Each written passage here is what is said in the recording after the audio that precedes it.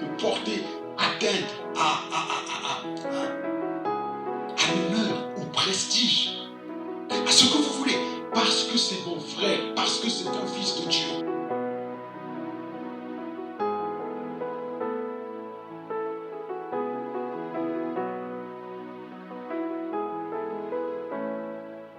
Est-ce que tu peux le dire ce matin? Est-ce que je peux le dire ce matin? Je préfère avoir Christ que la renommée. Je préfère avoir Christ plutôt que les autres me considèrent comme quelqu'un de grand.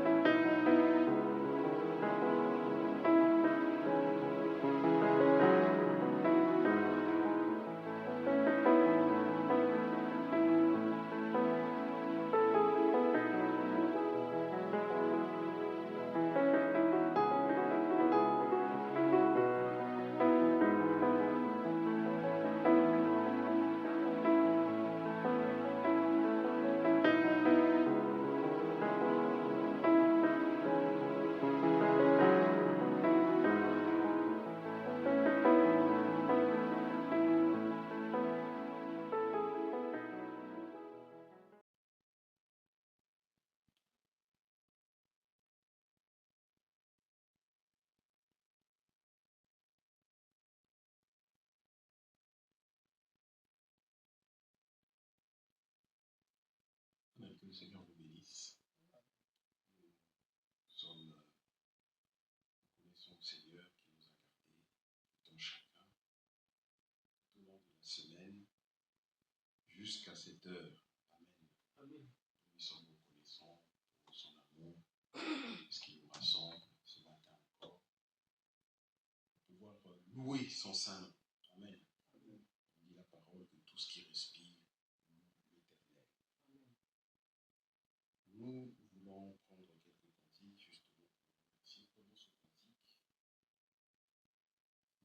Tout joyeux exaltant le Seigneur. Tout joyeux exaltant le Seigneur.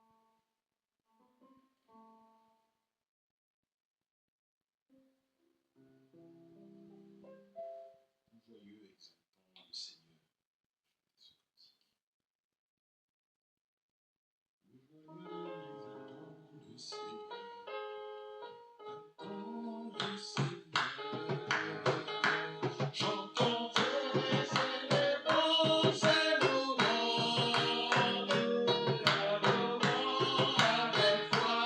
le Seigneur.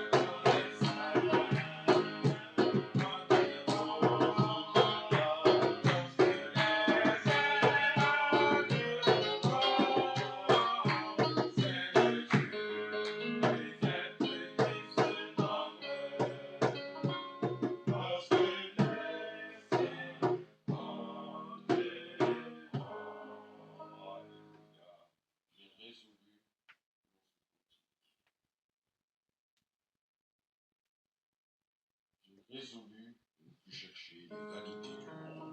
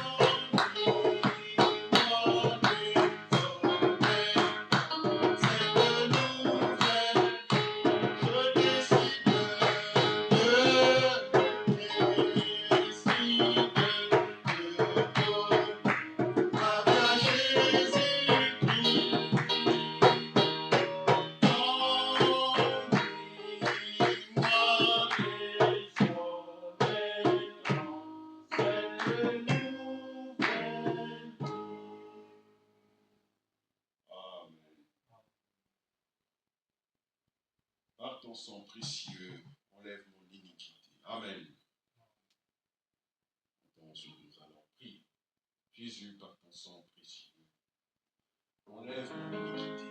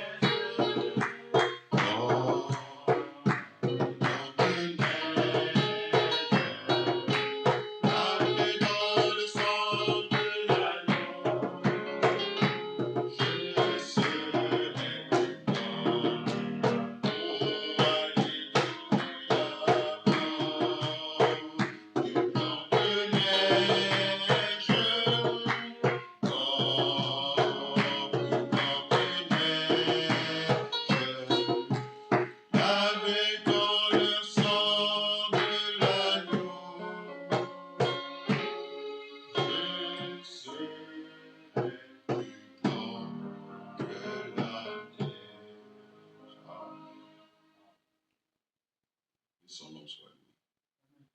Lisons l'Écriture. Mettons en le service de ce matin. Prenons donc Galates, chapitre 4.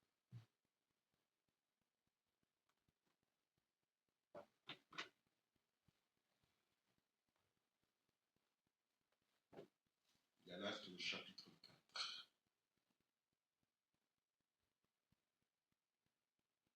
Nous allons partir du verset 1.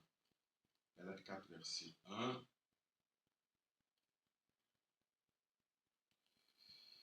Or, je le dis, aussi longtemps que l'héritier est enfant, il ne diffère en rien d'un esclave, alors qu'il est le maître de tout. Amen. Galates, chapitre 4, verset 1.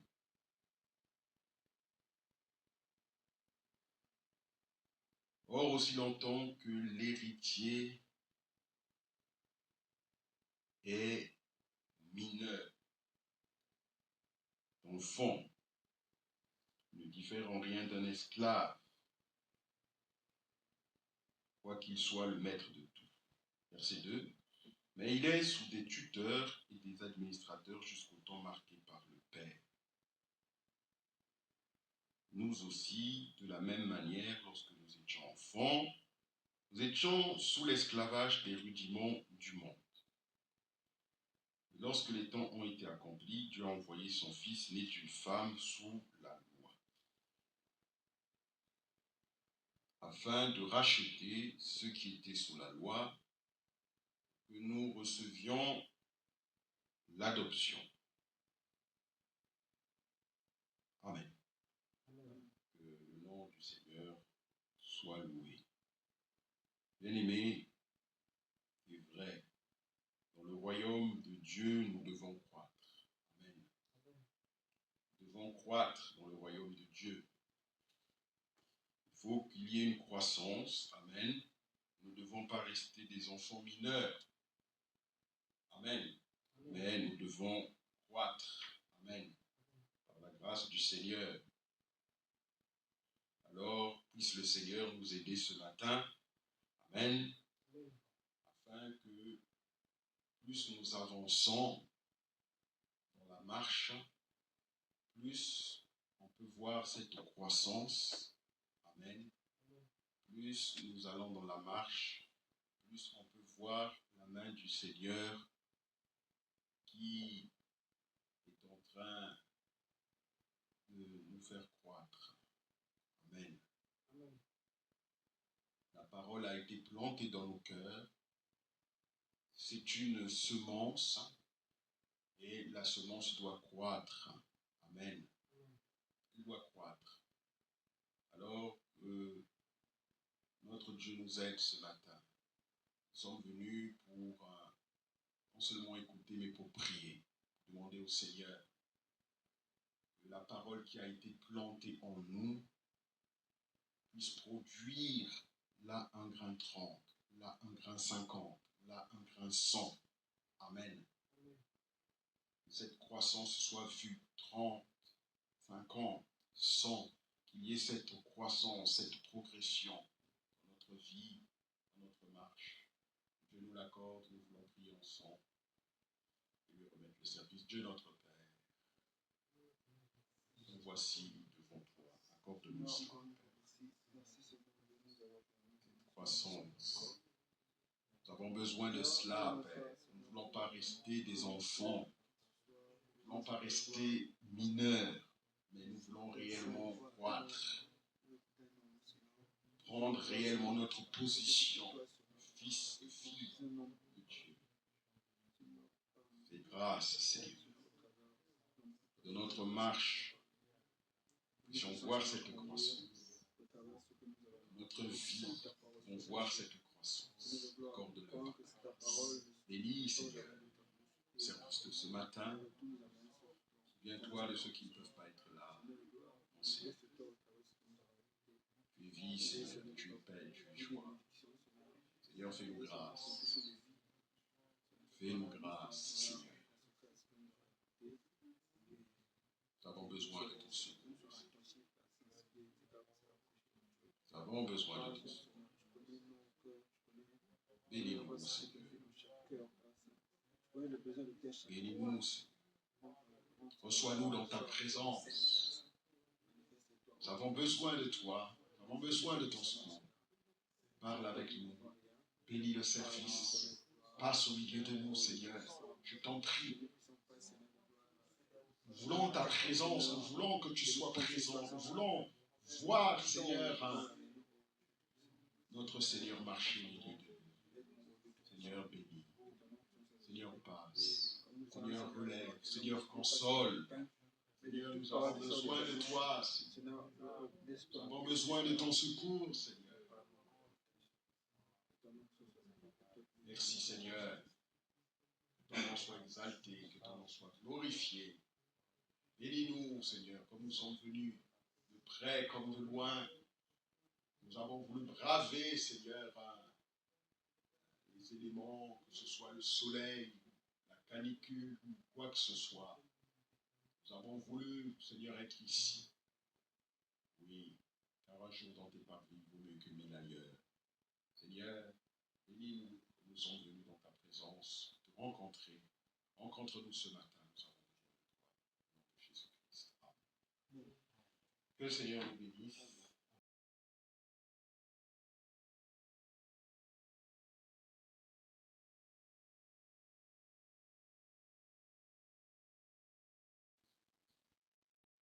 Éclate de joie, fille de Sion, tu verras ton roi danser pour toi.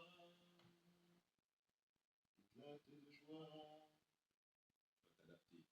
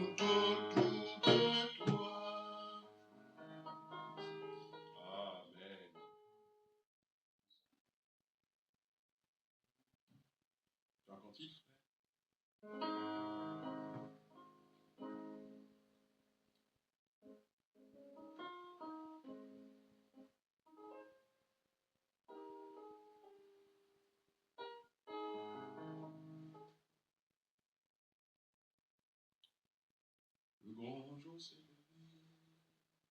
Non, C'est pas ça? non, c'est pas ça. Ok.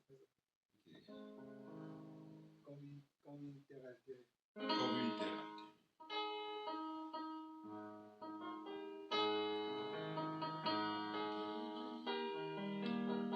Non, j'ai pas le numéro.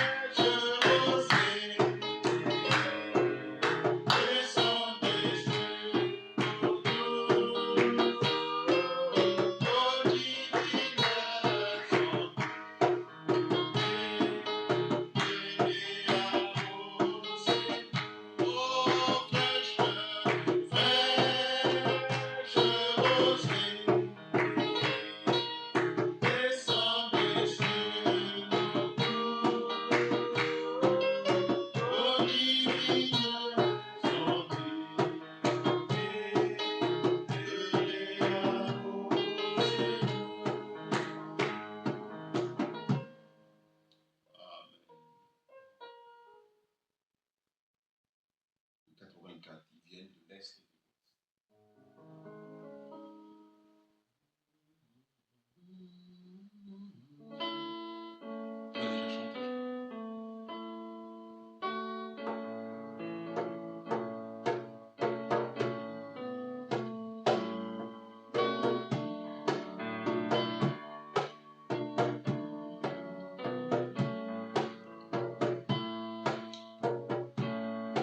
Ils viennent de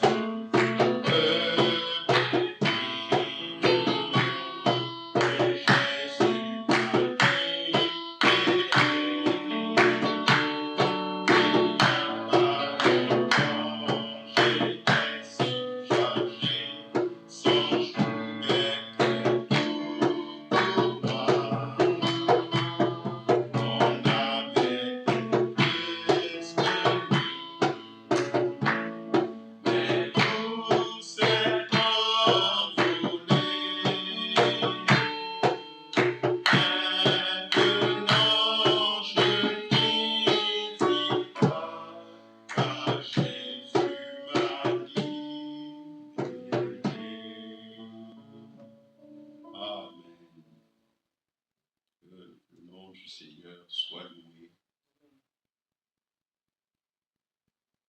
Nous allons nous diriger tout doucement vers la parole du Seigneur.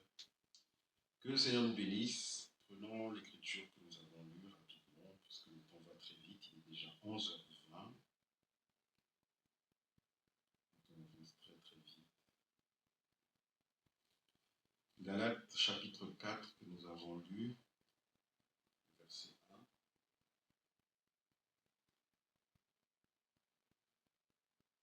Galates 4, verset 1. Ce que nous avons lu, on peut relire cela.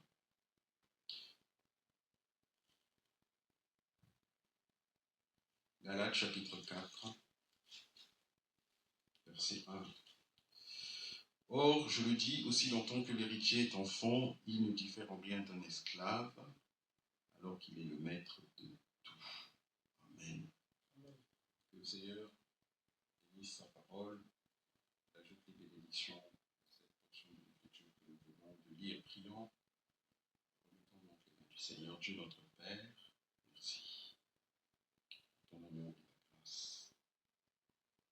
Seigneur, nous voici devant ta face. Nous ne sommes pas venus pour écouter un homme. Nous ne sommes pas venus pour étaler notre propre connaissance. Nous sommes venus pour que toi tu nous parles, Seigneur. Si toi tu nous parles, cela est suffisant. Que nous puissions rentrer avec quelque chose qui pourra nous aider sur le chemin. Fais-nous grâce. Bénis-nous, bénis ta parole. Bénis-nous comme nous sommes à l'écoute de ta parole. Sois avec nous. Viens au secours de ton faible serviteur.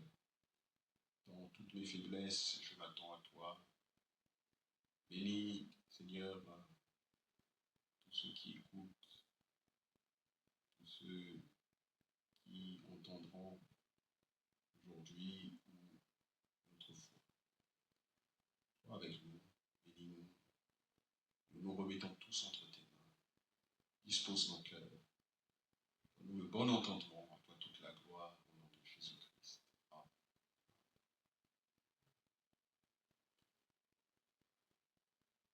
Que le Seigneur soit loué pour sa parole.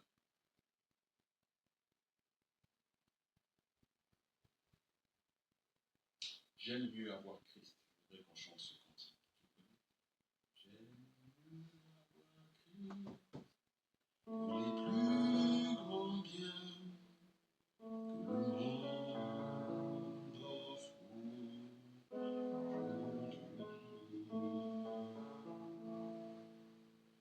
J'aime mieux avoir Christ.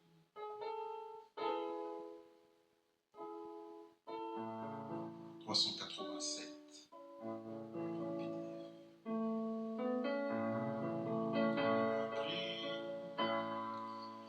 Que l'or fabuleux, j'aime mieux avoir Christ qu'un palais somptueux. J'aime mieux avoir Christ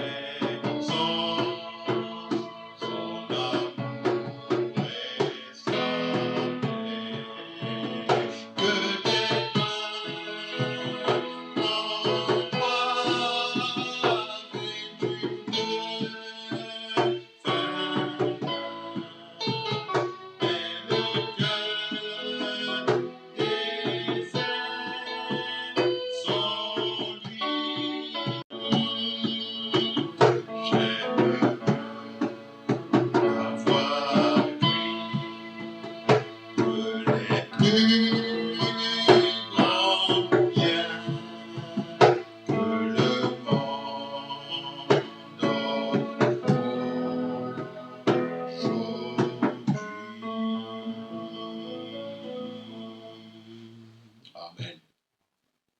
J'aime mieux avoir Christ. Amen. J'aime mieux avoir Christ que d'être arrivé au sommet de la gloire, de la célébrité, d'une grande renommée. Amen. J'aime mieux avoir Christ que l'art le plus grand, que toute la connaissance. J'aime mieux avoir Christ, j'aime mieux sa présence, plutôt que de palais somptueux. J'aime mieux avoir Christ. Amen. Est-ce que c'est ce que nous voulons lui dire? J'aime mieux avoir Christ. Amen. Qu'un palais somptueux. J'aime mieux avoir Christ que la renommée. Amen. J'aime mieux avoir Christ qui me guide à sa main percée. J'aime mieux sa présence, son amour, sa paix. Amen. Voilà ce que nous voulons lui demander. Amen. Dans notre marche, sa présence, sa paix, amen, sa conduite. Amen. Il réchauffe mon cœur, ton cœur. Demandons au Seigneur cela. Amen. Qu'il puisse réchauffer nos cœurs. Amen. Pas une chaleur qu'on peut voir dehors, comme on peut voir dehors, mais la douce chaleur du Saint-Esprit. Amen. C'est de cela dont nous avons besoin. Amen. Qu'il réchauffe mon cœur. Amen. Que Dieu te donne toute satisfaction. Amen. Nous avons lu dans Galates, et c'est aussi de cela dont il est question, que nous puissions croître. Amen. Que nous puissions croître. C'est de cela dont il est question. Nous pouvons être héritiers, Galates chapitre 1. Nous pouvons être héritiers de Dieu, même co-héritiers de Christ. Et si nous restons encore des enfants mineurs, alors nous sommes instables. Nous sommes ballottés à gauche, à droite, parce que nous sommes encore des enfants mineurs. Amen. Mais nous avons besoin de croître. Vous savez, frères, comment Dieu pourrait-il nous confier les grandes choses, la gestion de ces trésors, si nous sommes encore des enfants mineurs? Nous avons besoin d'arriver à la maturité en Christ. Amen. Luc chapitre 16. Luc 16. Nous avons besoin de croissance. Luc chapitre 16. Nous avons besoin de croître. Luc 16. Luc chapitre 16. Luc chapitre 16. Nous lisons à partir du verset 10. Luc 16, à partir du verset 10. Celui qui est fidèle en peu de choses, celui qui est fidèle en peu de choses, est aussi fidèle dans ce qui est important. Amen. Et celui qui est injuste en peu de choses est aussi injuste dans ce qui est important. Je vais le lire dans une autre traduction. Luc 16, verset 10. Luc 16, verset 10. Dans une autre traduction. Celui qui est fidèle dans les plus petites choses. Celui qui est fidèle dans les plus petites choses est aussi fidèle dans les grandes. Disons Amen. Amen. Et celui qui est injuste dans les plus petites choses est aussi injuste dans les grandes. Amen. Que Dieu nous vienne en aide, que nous soyons trouvés fidèles dans les plus petites choses. Amen. Amen. Une croissance. Amen. Que nous sortions du stade de l'enfance. Verset 11. Verset 11. Luc 16. Et là, il poursuit, il dit, « Si donc vous n'avez pas été fidèles dans les richesses injustes, qui vous confiera les véritables ?» Amen. Qui vous confiera les véritables? Dieu ne veut pas que nous puissions demeurer sous le coup de l'enfance, mais que nous puissions croître afin qu'il nous confie des plus grands trésors. Amen. Des plus grands trésors. Vous savez, frère, si même un père ne peut pas confier l'administration de son héritage, ne peut pas confier l'administration de son héritage à un enfant qui est mineur, c'est un père, il a beaucoup de biens. Mais comment est-ce qu'il peut dire, bon déjà, mon enfant est instable, il est encore mineur, je vais lui confier la gestion de mes biens. Mais non, ce n'est pas possible. Ce n'est pas possible. Alors, à plus forte raison, Dieu ne pourra pas le faire aussi avec nous.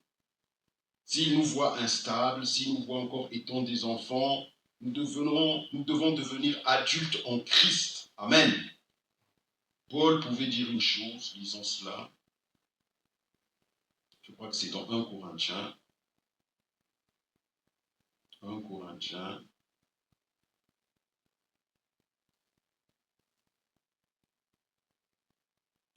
Lisons dans 1 Corinthiens, chapitre 3.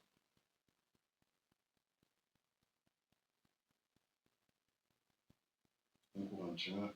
On peut même déjà lire 1 Corinthiens d'abord, chapitre 1. Ça, c'était l'exhortation que nous avons lue hier, avant la retransmission.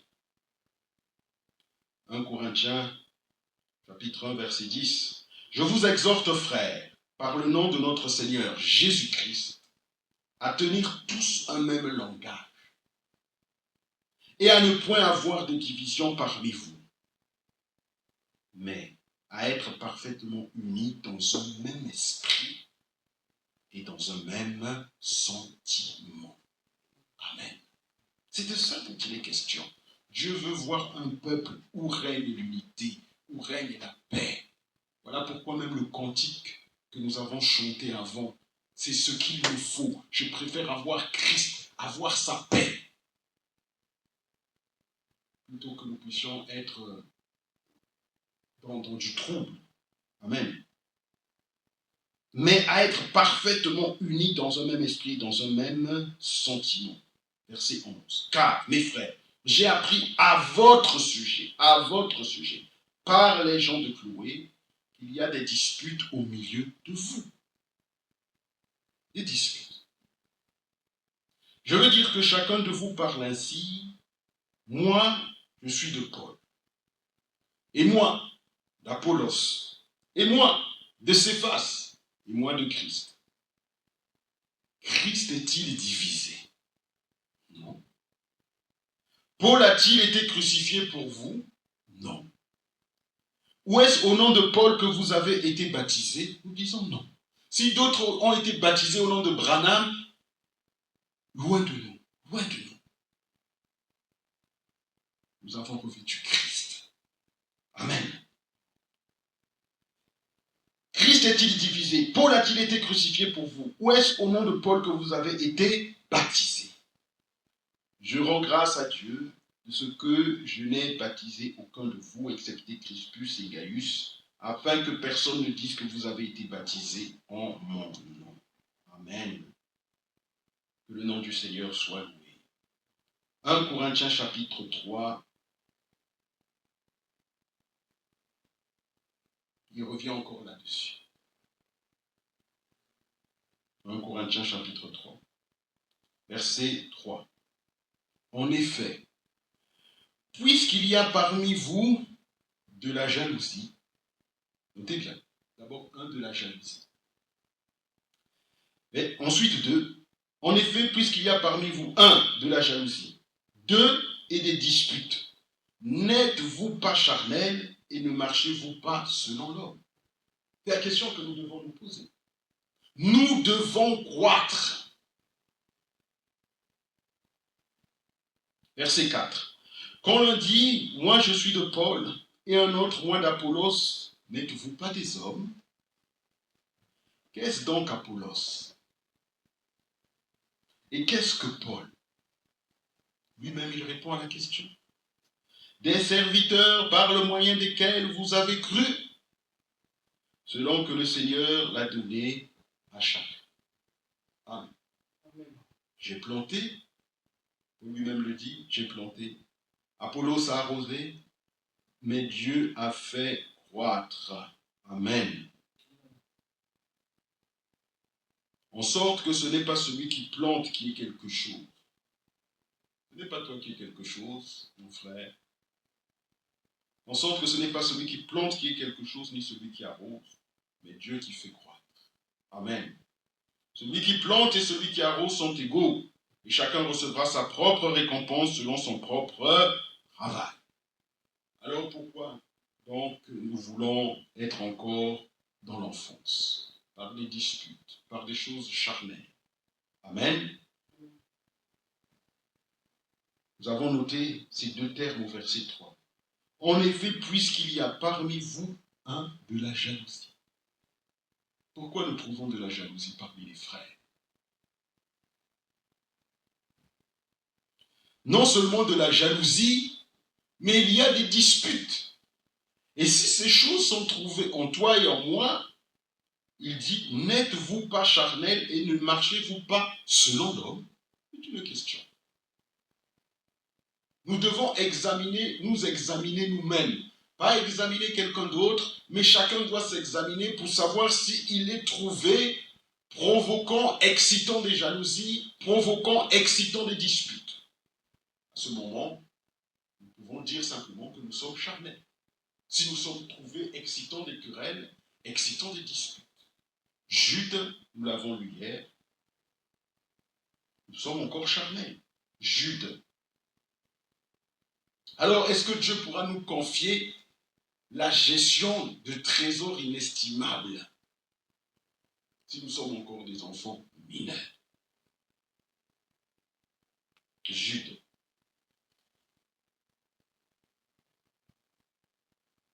Beaucoup n'aimeront peut-être pas que nous disions ces choses de la sorte, mais c'est écrit. Toute écriture est utile pour enseigner, pour convaincre, pour corriger, pour que l'homme de Dieu soit instruit. Lisons Jude rapidement. Il est propre à toute bonne œuvre. Je crois que c'est comme ça que c'est dit, si je ne m'abuse. Propre à toute bonne œuvre. Jude, lisons à partir du verset, si nous sommes encore charnels,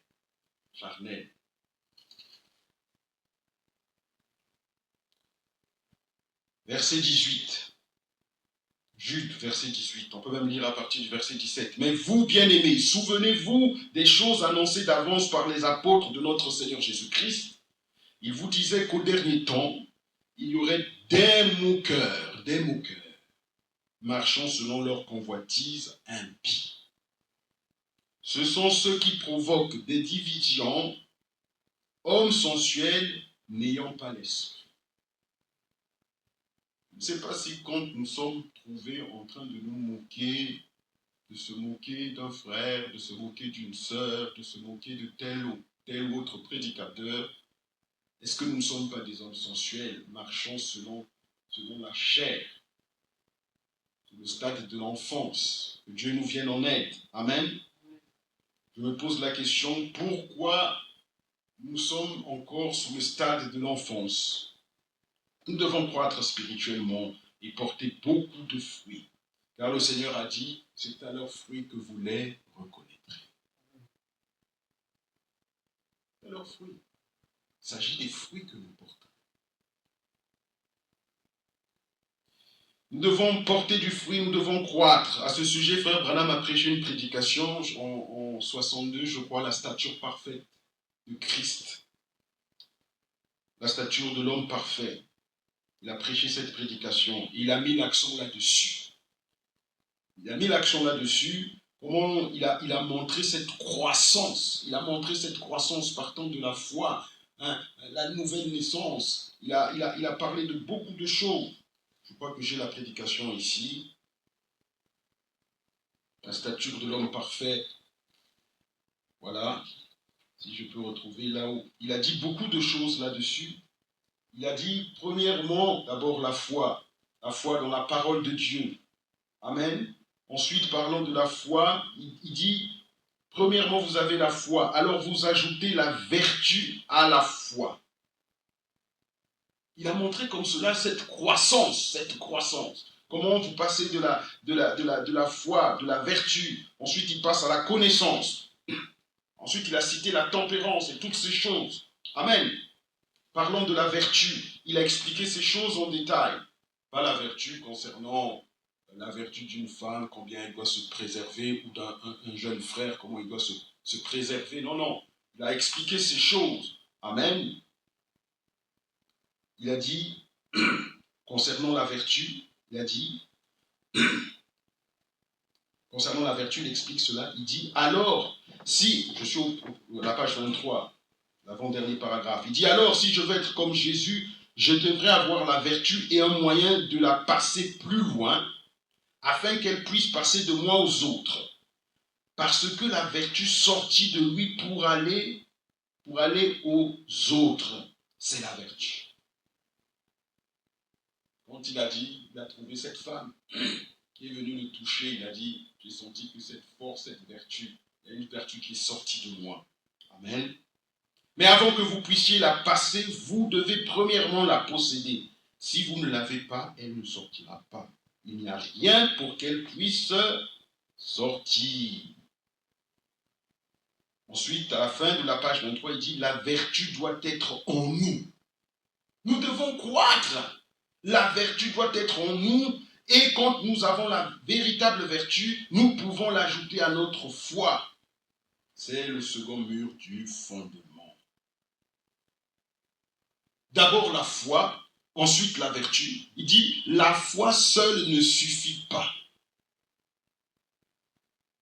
Et il se réfère ensuite à Pierre, qui a parlé de cela. Alors, ensuite, il est passé comme cela à la tempérance, ainsi de suite. Il est passé à la connaissance, ainsi de suite. Que Dieu nous vienne en aide, que nous puissions voir cette croissance. Amen. Nous devons croître spirituellement. Amen. Alors que le Seigneur nous aide en cela. Amen. Et peut-être nous pouvons lire aussi, pas que nous puissions retourner au stade de l'enfance. Page 24, je voudrais lire quelque chose aussi dans cette citation. Page 24. Toujours sur la vertu. Il dit, ainsi, toujours premier paragraphe, il dit, ainsi premièrement nous devons avoir la foi. La foi seule ne suffit pas. Pierre dit, alors ajoutez à votre foi la vertu. Il dit, Il dit, il faut que vous ayez la vertu pour pouvoir l'ajouter à votre foi. Amen. Maintenant, il se pourrait que la raison pour laquelle vous ne la possédez pas soit le fait que plusieurs églises aujourd'hui vous enseignent que vous n'avez pas besoin de la voir. Voyez? Vous n'avez pas besoin de la voir. Ou que les temps sont passés. Le discours peut être différent d'une période sur une autre. Beaucoup à l'époque du messager disaient le temps des miracles est passé. Le temps des miracles est passé. Mais aujourd'hui, le discours peut changer, peut s'adapter. Ce n'est pas pour maintenant, frère. Nous l'expérimenterons plus tard. C'est seulement le discours qui change, la même tromperie qui change. Dire que nous n'avons pas besoin de ces choses maintenant, puisque nous allons les expérimenter plus tard. Il dit, tout ce que vous avez à faire est de vous joindre à une église. Oui, les temps sont passés. Voyez, la vertu, tout le monde sait ce que signifie le mot vertu et nous devons la voir. Voilà ce qu'il dit, nous devons la voir. Le Seigneur veut continuer d'accomplir son ministère au travers de toi et de moi. Amen. Bon. Que Dieu nous vienne en aide, à ce que nous puissions avoir cette vertu, que nous l'ajoutions, que nous puissions avoir la connaissance, que nous puissions l'ajouter, que nous puissions avoir la tempérance, pour pouvoir aller lire cette prédication. Amen. Alors que Dieu nous aide, et ainsi de suite. Que nous puissions aller comme cela, ajoutant une expérience à l'autre. Amen.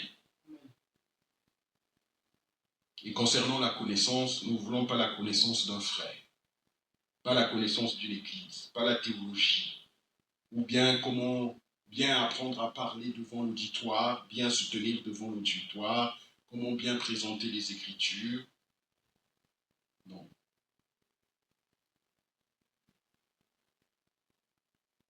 Pas que nous puissions simplement venir pour dire non, ces choses, frères, ce sont les pentecôtistes qui recherchent ces choses. Nous l'avons écouté dernièrement dans la prédication. Dieu déteste une église sans puissance. Amen. Dieu déteste une église sans puissance. Pas que nous puissions venir nous présenter pour dire non, frère, nous devons simplement présenter les Écritures. Non, frère, ces choses, nous les expérimenterons plus tard. Non, frère, la puissance et les miracles, c'est les pentecôtistes qui recherchent ces choses. Non. Marc 16 nous dit, Marc chapitre 16, voici les signes et les miracles qui accompagneront ceux qui croient. Il n'est pas parlé ici que des pentecôtistes. Lisons Marc 16. Marc chapitre 16. Le Seigneur a été clair.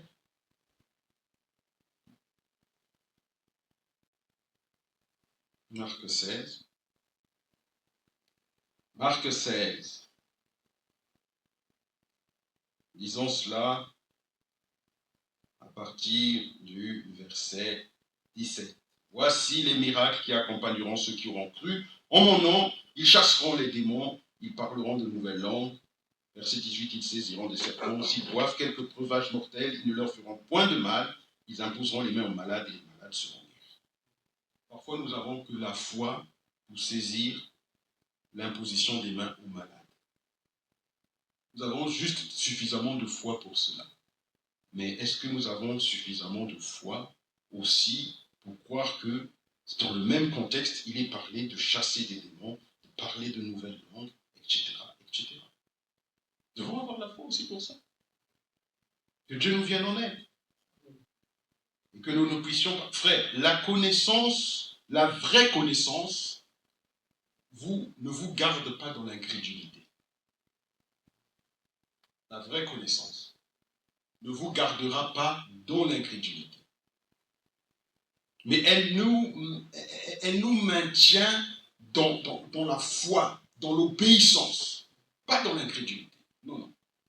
Elle nous conduit, la vraie connaissance, à croire et à recevoir et à accepter chaque véritable parole, chaque vraie parole de Dieu. C'est ça la connaissance. La vraie connaissance nous maintient dans la foi, elle nous maintient dans l'obéissance, elle nous maintient dans le fait, loin de l'incrédulité. Le Seigneur nous vienne en aide.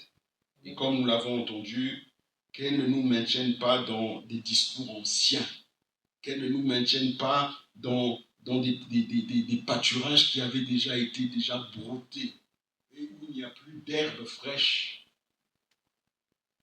La vraie connaissance ne vous ramène pas sur d'anciens pâturages. La vraie connaissance vous conduira comme cela, de clarté en clarté, et loin de l'incrédulité. Nous arrêtons pas à l'incrédulité. La connaissance de nous ne nous limite pas simplement à savoir les choses de manière intellectuelle, mais la vraie connaissance fera en sorte que nous acceptions ces choses dans notre cœur, que cela devienne une réalité. Pas que nous soyons toujours maintenus dans l'incrédulité. Du vieux pâturage, il n'y a plus d'herbe fraîche, il n'y a plus rien à brouter. Frère, la question est de savoir à quoi me sert toute la connaissance, à quoi me sert toute la connaissance si je demeure dans l'incrédulité.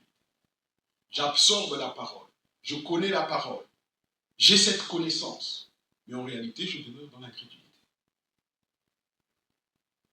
Il y a certaines promesses que je conçois comme ça de manière intellectuelle.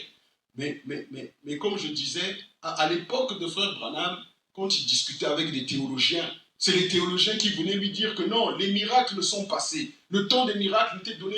Les signes et les miracles, c'était que pour les 12 apôtres. C'était des théologiens. Mais aujourd'hui, si vous suivez, ce discours-là a pris une autre variante. Mais c'est toujours le même esprit, ce vieil esprit qui est là. Il va vous dire non, ces choses-là, nous n'avons pas besoin de les expérimenter maintenant. Ça sera pour plus tard. Montrez-moi où est-ce que le Seigneur a aboli cette parole, cette promesse. Que Dieu nous vienne en aide. Alors la connaissance ne nous servira à rien si nous demeurons dans l'incrédulité. Amen. Et nous ne voulons pas aller boire à quelque chose comme cela, parfois une vieille citerne. Frère, vous savez, frère, si vous buvez à une citerne, frère Branham a prêché cette prédication, vous pourrez aller la lire. Comment on appelle cette citerne crevassée? Merci, frère. Je vous encourage à aller lire cette prédication, les citernes crevassées.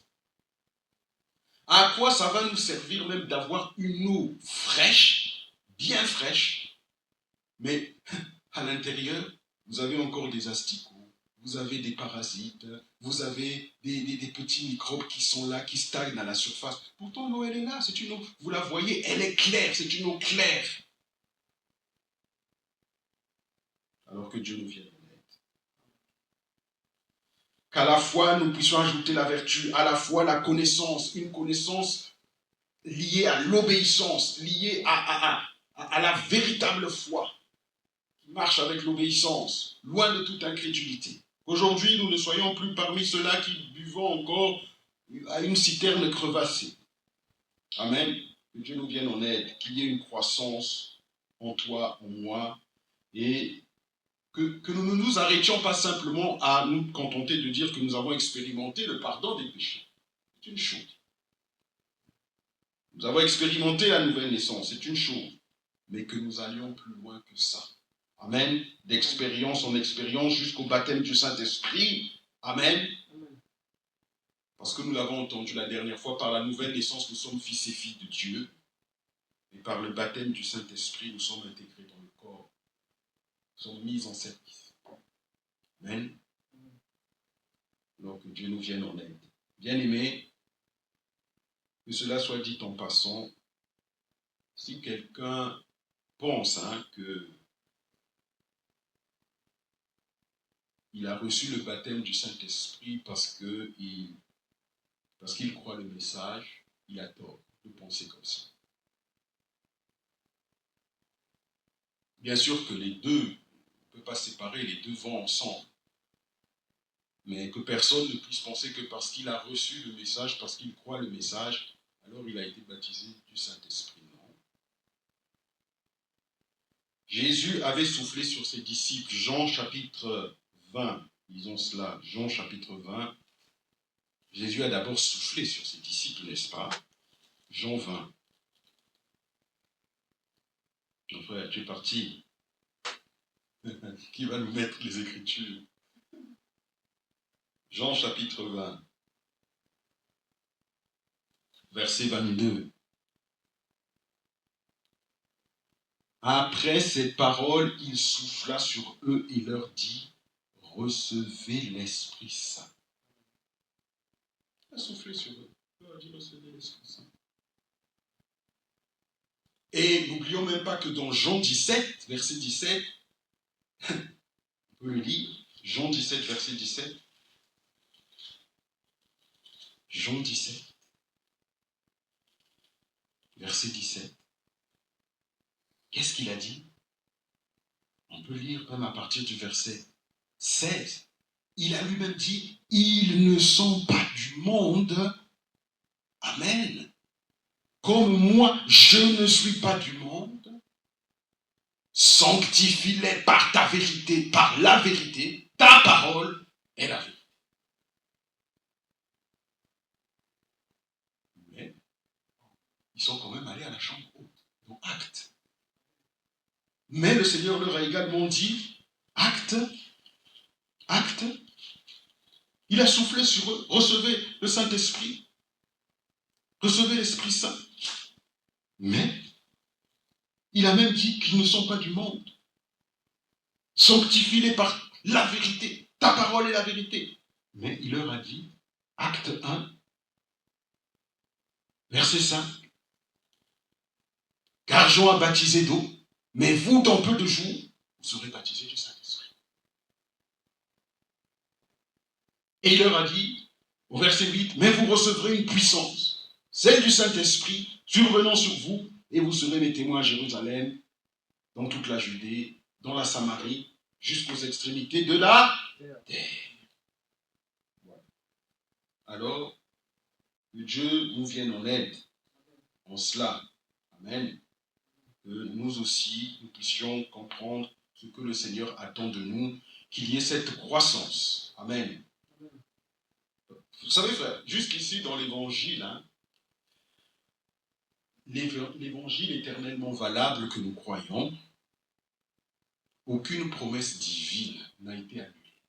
Aucune. Le Seigneur n'a annulé aucune promesse. Dans ce que nous croyons, dans cette vérité présente. Alors faisons attention que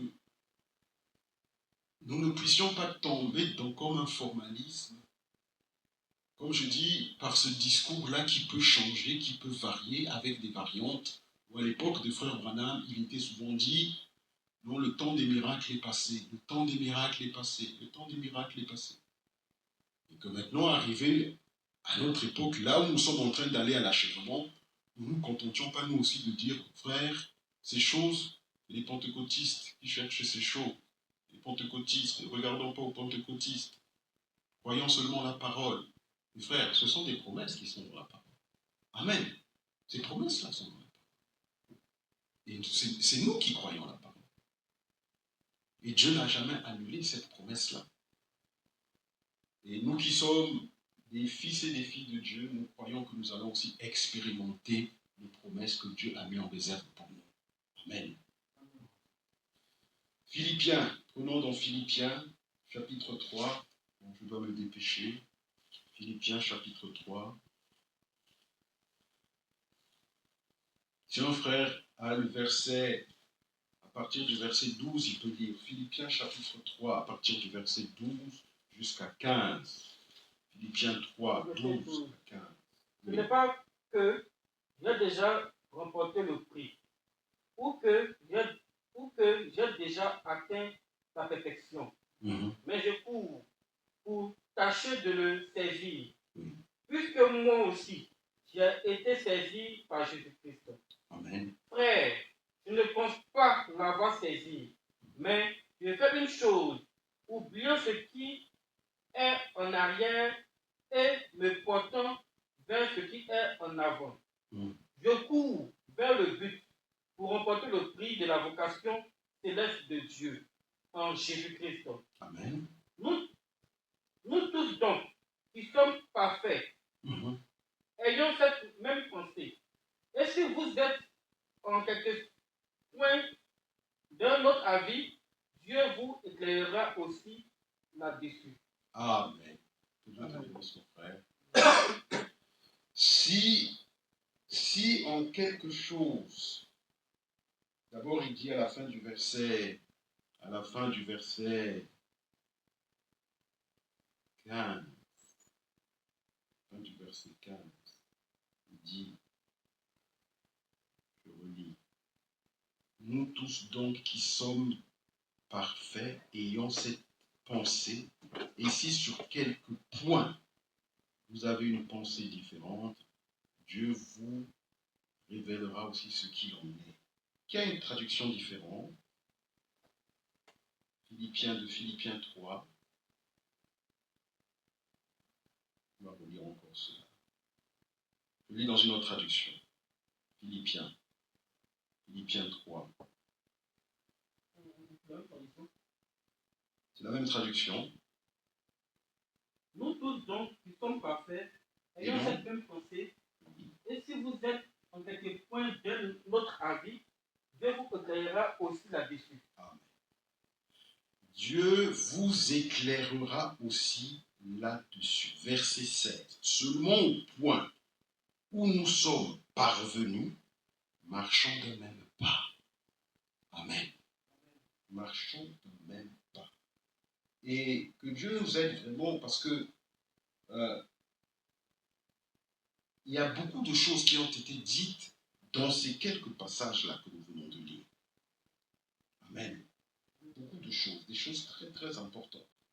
Et celui qui a été placé par Dieu au moyen de l'appel divin, parmi ceux qui suivent Christ, il y a le fait de suivre Christ ici, de continuer la course. Ce n'est pas que j'ai déjà remporté le prix ou que j'ai déjà atteint la perfection, mais je cours pour tâcher de le saisir, puisque moi aussi j'ai été saisi par Jésus-Christ.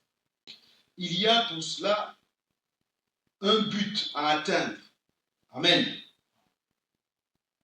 Que le Seigneur nous vienne en aide. Et ici, nous ne voulons pas nous convaincre nous-mêmes que nous avons déjà tout connu et que nous connaissons déjà tout. Voyez ce que Paul dit ici. C'est ça la pensée. Il dit, ce n'est pas que j'ai déjà remporté le prix, que j'ai déjà atteint la perfection, mais je cours pour tâcher de le saisir, puisque moi aussi j'ai été saisi par Jésus-Christ. Frère, je ne pense pas l'avoir saisi, mais je fais une chose. Oublions ce qui est en arrière et nous portons vers ce qui est en avant. Je cours vers le but. C'est ça qui est important, de courir vers ce but, d'atteindre le but pour remporter le prix de la vocation céleste de Dieu en Jésus-Christ. Amen.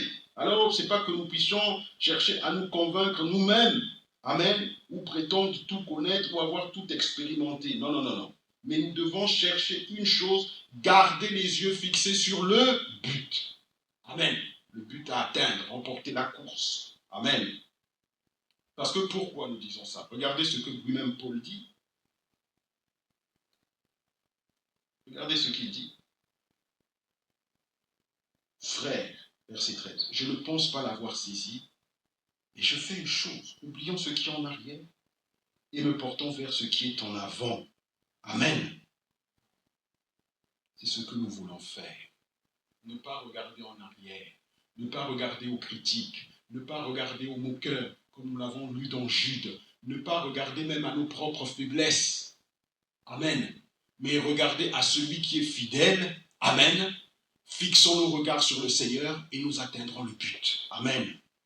C'est de cela dont il est question. Vous savez, frère, pour ce qui concerne même le niveau des connaissances, et voilà pourquoi ici, il est dit, verset 15, nous tous donc qui sommes parfaits ayons cette même pensée, et si vous êtes en quelque point de notre avis, Dieu vous éclairera aussi là-dessus, seulement au point où nous sommes parvenus, marchons d'un même pas. Les différences peuvent être même au niveau de la connaissance, même au niveau des expériences. Amen.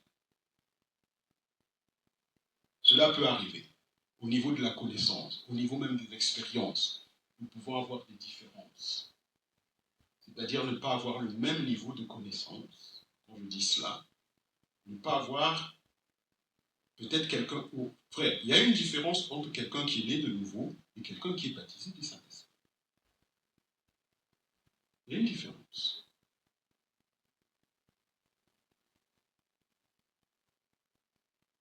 l'un a fait une expérience, l'autre est allé plus loin. Il y a une différence. Alors, mais par contre, quand nous disons ces choses, nous devons avoir une seule chose comme, comment dire cela, nous devons avoir qu'une seule chose en vue, c'est le verset 16, seulement au point où nous sommes parvenus, marchons d'un même pas. Amen. Parce que les différences, il peut y avoir au niveau de la connaissance, au niveau des expériences, oui, mais nous devons savoir une chose. Ton salut, mon salut,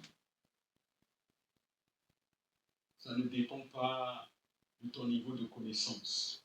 Amen. Ça ne dépend pas de ton niveau de connaissance. Ton salut, mon salut, ça dépend de l'œuvre de la croix de Golgotha. Amen. L'œuvre de la rédemption. Mon salut dépend de cela.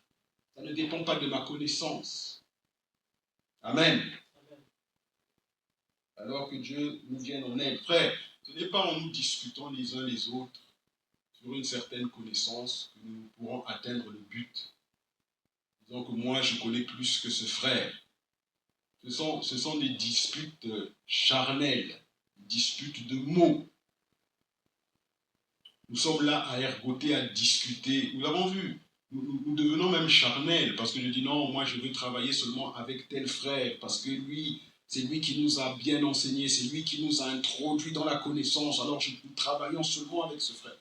Comme nous l'avons dit, moi je suis d'Apollos, moi je suis de Paul. Alors nous devenons même charnels. Que Dieu nous vienne en aide. Amen.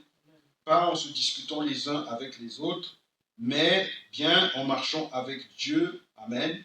Et c'est comme ça que nous pouvons aller jusqu'au but. Amen.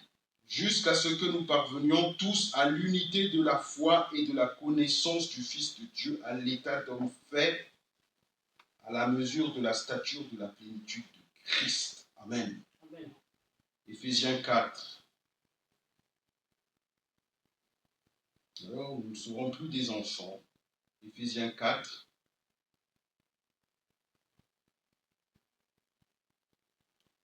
Verset 11. Et il a donné les uns comme apôtres, les hommes comme prophètes, les autres comme évangélistes, les autres comme pasteurs, et bergers et docteurs, pour le perfectionnement des saints.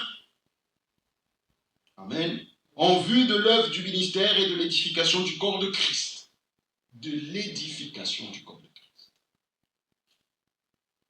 Jusqu'à ce que nous soyons tous parvenus à l'unité de la foi. Ça sert à ça. Que nous soyons parvenus à l'unité de la foi. Amen. Et de la connaissance du Fils de Dieu à l'état d'homme fait, à la mesure de la stature parfaite de Christ. Pourquoi? Verset 14. Afin que nous ne soyons plus des enfants flottants et emportés à tout vent de doctrine, par la tromperie des hommes, par leur ruse dans les moyens de séduction. Nous disons ces choses pour que nous puissions arriver à marcher d'un même pas. Amen. Loin de toute querelle, loin de toute division, loin de toute moquerie. Alors que Dieu nous vienne en aide. Pas en discutant les uns avec les autres, non. Alors, nous allons vers la fin et je voudrais juste prendre deux choses. Frère Branham a parlé de plusieurs choses. Il a dit ceci. Il a parlé de 3 sphères dans l'homme. Il a exposé cela. Il a même dit qu'on pouvait être loin du Saint-Esprit dans la 2e sphère, mais pourtant même ne pas être sauvé. Amen. Il a dit. Alors, prenons ici quelque chose et nous allons terminer. On ne va pas être très long. Parce qu'il ne suffit pas de confesser seulement la parole de la bouche. Il ne suffit pas de cela, de confesser simplement la parole de la bouche. Non, non, non. Le Saint-Esprit nous conduit dans la vérité. Amen. Dans la parole révélée. Amen. Mais le Saint-Esprit nous conduit aussi dans quoi? Seulement que nous ayons la parole dans notre bouche et que nous puissions la voir dans notre cœur. Amen. Que notre relation les uns avec les autres, qu'on puisse voir aussi qu'il y a une différence, qu'il y a une croissance. Le Saint-Esprit doit nous mener jusque-là.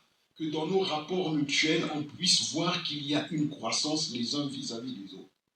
Parce que si, comme Paul disait, nous sommes encore en train de dire, moi je suis de Paul, moi je suis de Céphas, moi je suis de ci, alors nous restons encore des hommes charnels. Donc que Dieu nous vienne en aide et que nous ne puissions pas recevoir la parole avec notre intelligence simplement. Amen. Nous ne recevons pas la parole de Dieu par l'intelligence. Et je veux terminer là-dessus et donner cet exemple. Je vais donner cet exemple. J'en ai parlé hier. Quand nous avons reçu réellement la parole dans l'âme, quand nous avons reçu la parole dans l'âme, et je m'arrêterai ici. J'en ai parlé hier. Venons dans 1 Samuel. Nous devons arriver vraiment tous à marcher d'un même pas.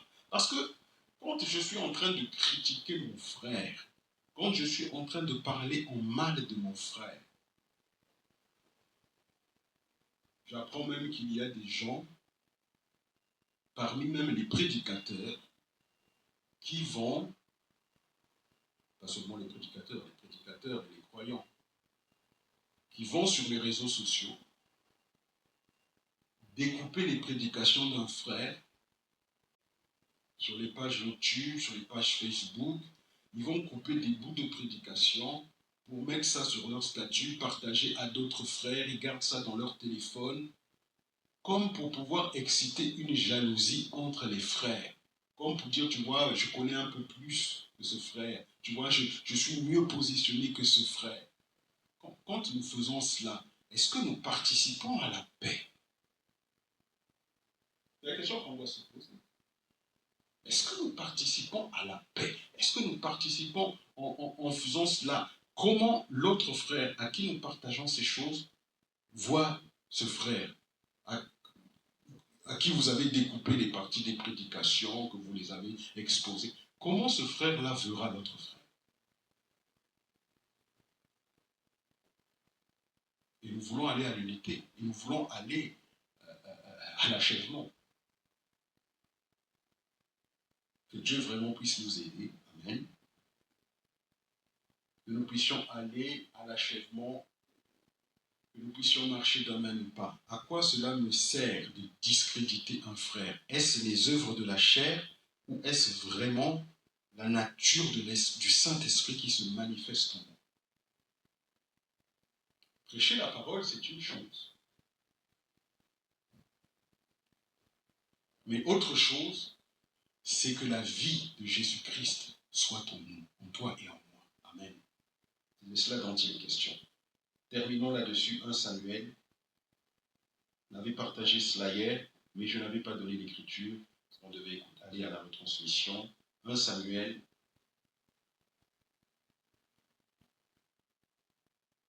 Nous allons nous arrêter le temps avant. 1 Samuel, chapitre 26. 1 Samuel 26. Vous allez voir la différence. On parle ici de Saül et de David. Vous savez que Saül a pourchassé David. Longtemps pourchassé David. Et regardez ici, parce qu'il voulait sa mort. À un moment même, pendant que David jouait, il a pris sa lance, il a lancé contre David. Il voulait sa mort. 1 Samuel 26. Maintenant, regardez David. 1 Samuel 26. Verset 7. David et Abishai allèrent de nuit vers le peuple, et voici Saül était couché et dormait au milieu du camp, et sa lance était fixée en terre à son chevet. Abner et le peuple étaient couchés autour de lui. Abishai dit à David, écoutez bien, verset 8, Dieu livre aujourd'hui ton ennemi entre tes mains.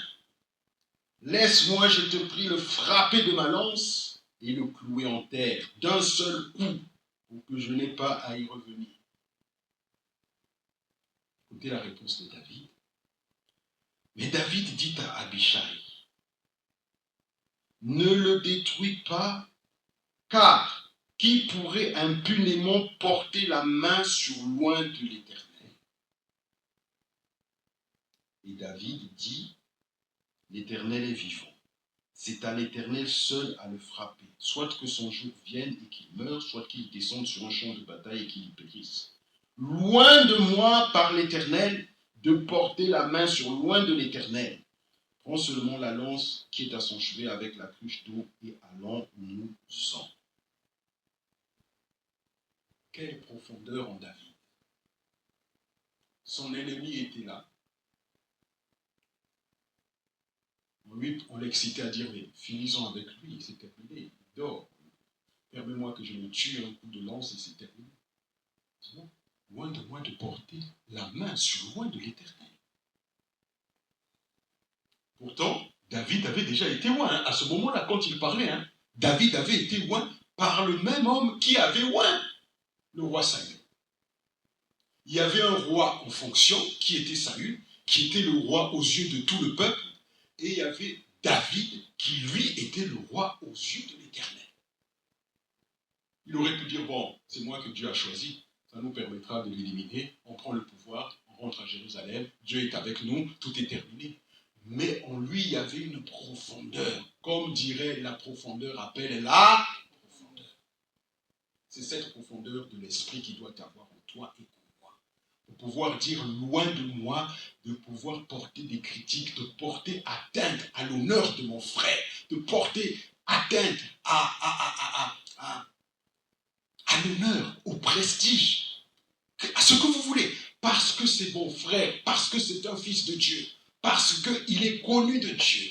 Voilà les sentiments qui doivent nous animer. Allons à l'achèvement. Même si mon frère a fait une faute, même si ma soeur a fait une faute, loin de moi de porter la main ou d'élever la voix contre mon frère, parce qu'il reste mon frère, parce que c'est mon frère, parce que c'est un élu de Dieu.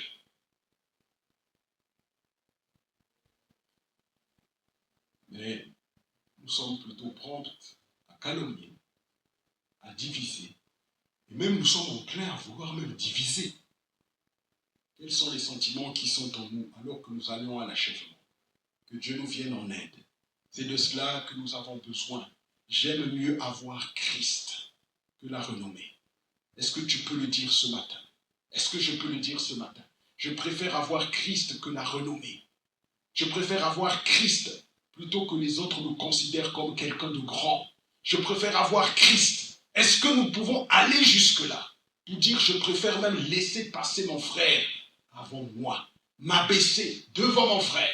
Ce sont les sentiments que nous devons, que Dieu veut trouver en nous, des sentiments d'humilité. C'est le vêtement de service. Que Dieu nous vienne en aide, nous allons prier. Nous ne allons pas être très longs ce matin. Que Dieu nous vienne en aide. Amen. Que ce soit des sentiments d'humilité qu'il y a en toi et en moi. Que nous puissions regarder à David, qu'on est excité pour dire il faut le tuer, il faut en finir avec lui. Il a dit loin de moi de porter la main. C'est loin de l'Éternel. Que Dieu nous vienne en aide. Prions. Dieu notre Père, nous voici devant ta face.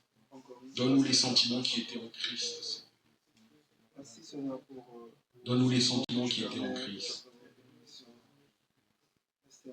Donne-nous tes sentiments, Seigneur. Les sentiments qui sont en Christ. Pas-nous à des sentiments charnels. Donne-nous d'être humbles, comme toi tu as été humble.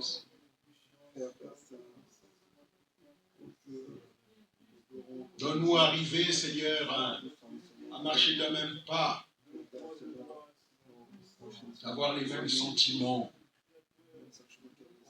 Une grâce. Nous puissions marcher d'un même pas, d'avoir les mêmes sentiments. Nous avons besoin de ton secours, Seigneur. Nous avons besoin de ton secours.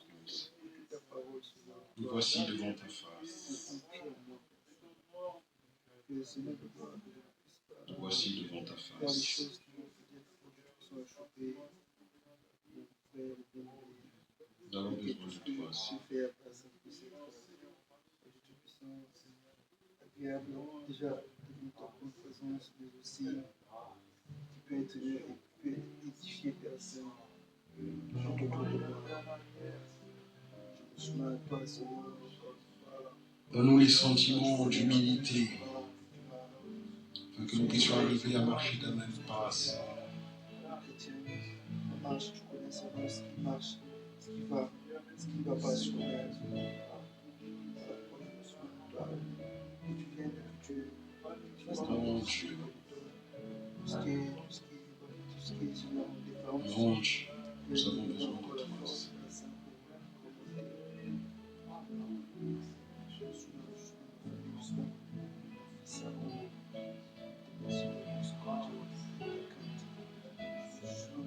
Nous avons besoin de toi, Seigneur. Nous avons besoin de toi, Seigneur. Voici devant ta face. Brise-nous que nous puissions arriver, Seigneur, dans le cœur, pas dans le cœur d'un autre, mais dans mon cœur, que nous puissions, Seigneur, avoir ces sentiments, de Christ. Conduis-nous jusque-là, Père, recevoir les sentiments de Christ dans notre marche, dans notre course. Paul pouvait dire, je sais que je n'ai pas encore atteint, mais je cours vers ce but, le but de remporter le prix de la course. Les sentiments d'humilité. Ah Seigneur, c'est vrai. Notre salut, notre bonheur ne dépendent pas d'une certaine connaissance.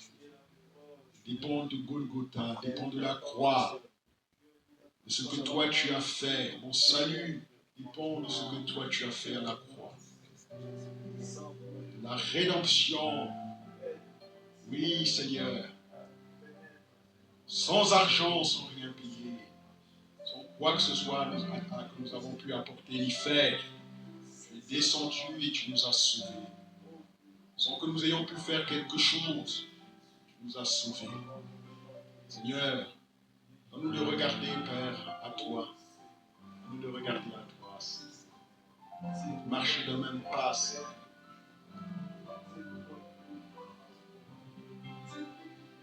Oh, fais-nous grâce ce matin. Nous voici devant ta face.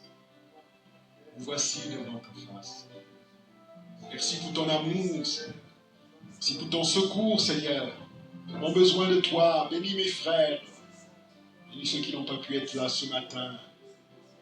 Mon Dieu, dépouille-nous, Seigneur.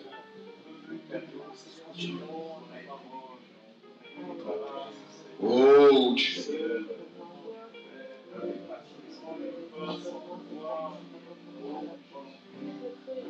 Donne-nous de revenir à la prière, Seigneur. Donne-nous de revenir à la prière. Que nos pieds s'empressent de revenir à la prière, Seigneur. Où est-ce que nous en sommes? Quand nous voyons l'état du monde, quand nous voyons l'état de l'Église,